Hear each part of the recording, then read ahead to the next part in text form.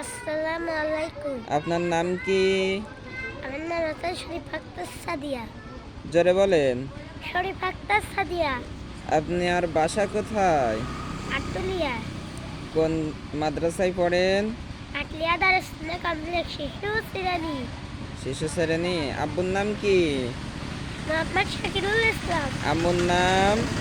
সোনিয়া খাতুন। আপনার দেশের নাম কি? আমার দেশের নাম গণপ্রজাতন্ত্রী বাংলাদেশ। বিজয় দিবস কবে জানেন? জি না। জানেন না? না। বর্তমান সরকারের নাম কি? হাসিনা। হাসিনা না, এখন কোন সরকার আছে? এখন ডক্টর ইউনূস। ডাক্তার ইউনূস। হ্যাঁ। জাতীয় পাখির নাম কি? দোয়েল।